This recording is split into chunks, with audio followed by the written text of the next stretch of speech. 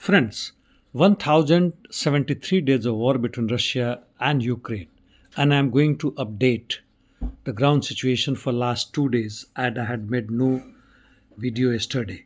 In southern war zone, Kherson, only mutual artillery and drone strikes are continuing while in Zaporizhia, no significant changes though offensive operation on by the Russians towards northwest of Rimivka and southwest of Novi Kumar. And this is after the fall of Velika Novosilka. In east, Kurakhov sector, Russians are advancing towards Zaporizhia-Kurakhov highway. Fight is on in Uspenovka and Russians have advanced southern part of Andrivka road leading to Konstantinivka. Russians had been advancing in Daknoe from south and eastern part while also towards Yantarne from Dakani side. In Pokrovsk sector, Russians are advancing in several areas south of Pokrovsk, though Ukrainians claim now that in southwest direction of Pokrovsk they are able to somehow stabilize the Russians' offensive operations. Ukrainians' counter-attack in Nadezdinka failed, while Russians are advancing in west of Novo Andrivka. Ukrainian authorities of Dnipropetrovsk region have called for evacuation of the front lines as they fears arrival of Russian army soon. In Toretsk, Ukrainians are still holding West Dump out of Toretskaya mine and outskirts of the city in the west.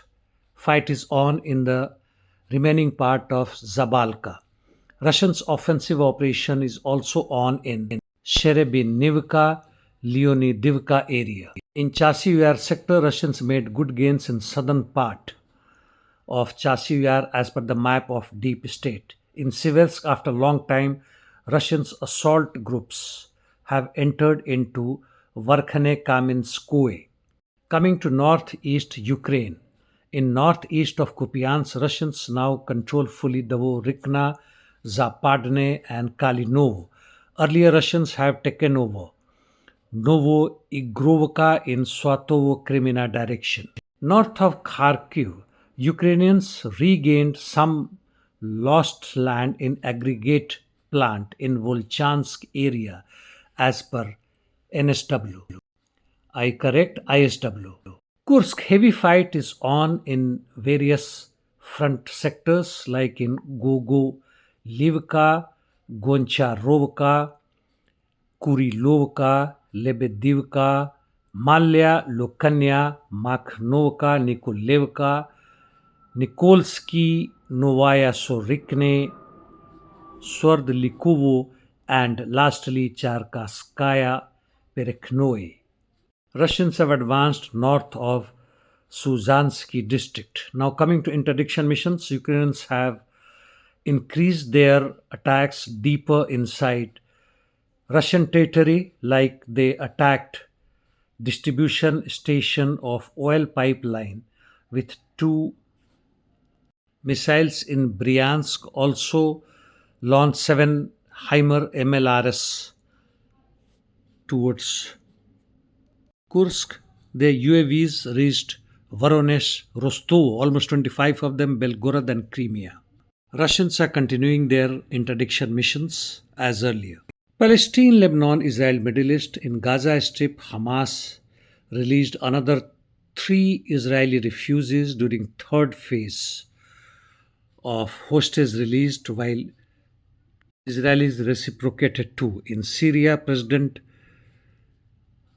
Al-Shara has dissolved Syrian constitutions and declared himself president and wants Syrian sovereignty as priority of HTS government under one authority and one hand, that is he himself.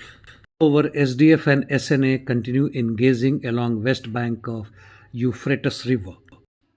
In Lebanon, the ceasefire holds though IDF continues attacking various infrastructure in southern Lebanon.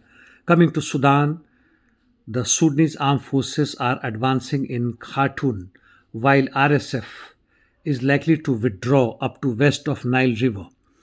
In eastern DRC, M23 rebels have fully taken over Goma along with Rwandan army and their help, and French army has fully withdrawn from Chad.